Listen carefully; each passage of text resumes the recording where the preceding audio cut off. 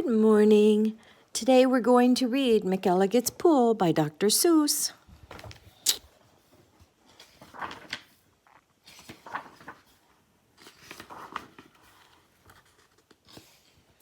Young man, laughed the farmer, you're sort of a fool. You'll never catch a fish in McElligots Pool.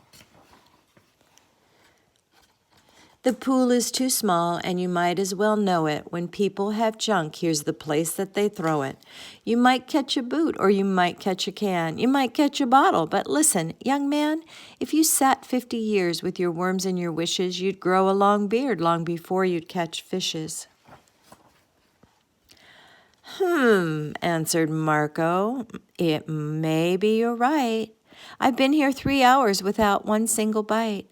There might be no fish, but again, well, there might. 'Cause you never can tell what goes on down below. This pool might be bigger than you or I know. This might be a pool like I've read of in books, connected to one of those underground books.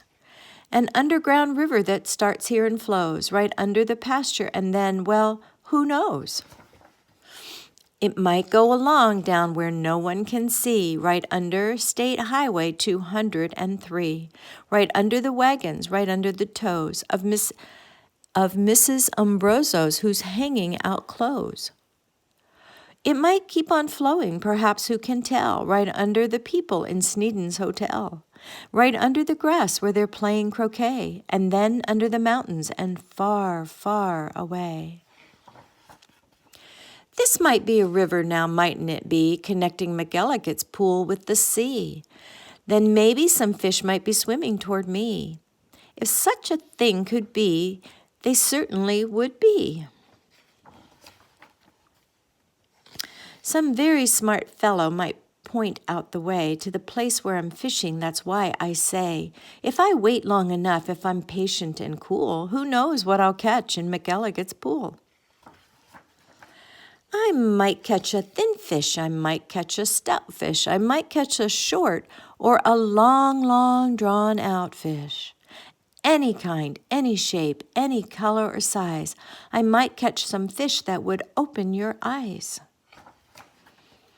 I won't be surprised if a dogfish appears, complete with a collar and long floppy ears, woofing along, and perhaps he might chase a whole lot of catfish right straight to this place. I might catch a fish with a pinwheel-like tail. I might catch a fish who has fins like a sail.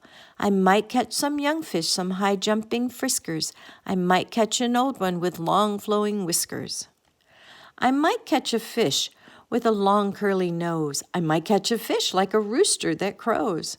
I might catch a fish with a checkerboard belly, or even a fish made of strawberry jelly.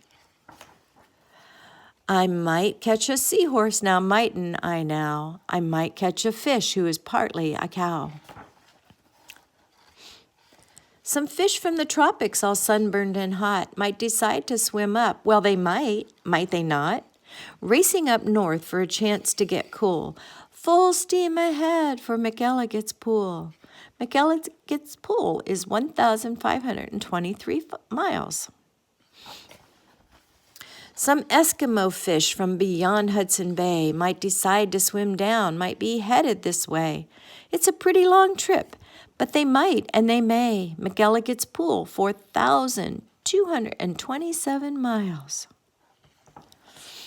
I might catch an eel. Well, I might. It depends. A long twisting eel with a lot of strange bends, and oddly enough, with a head on both ends.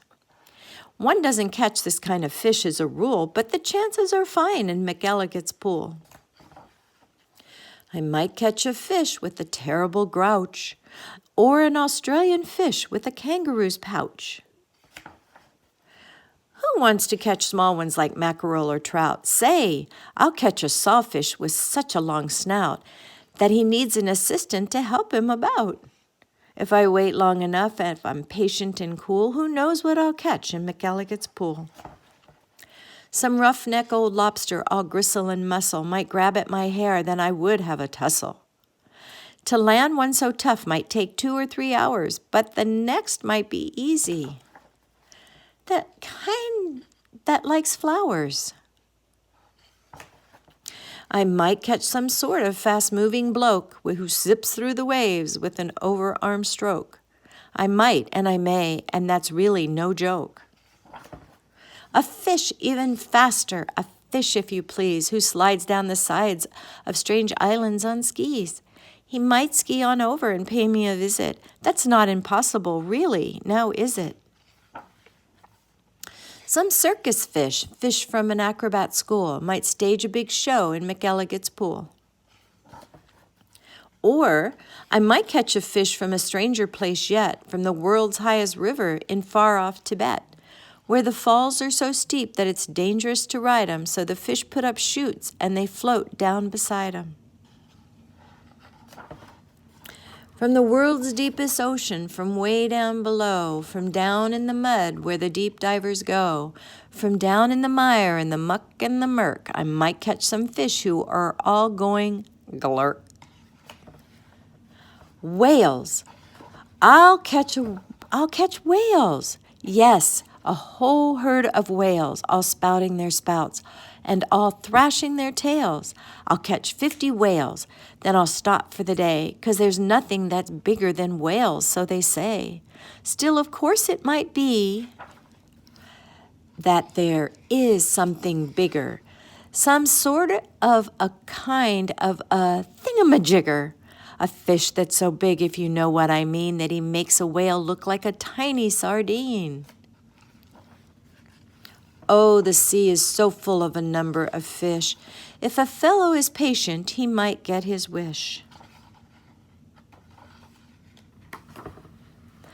And that's why I think that I'm not such a fool when I sit here and fish in McElligots Pool.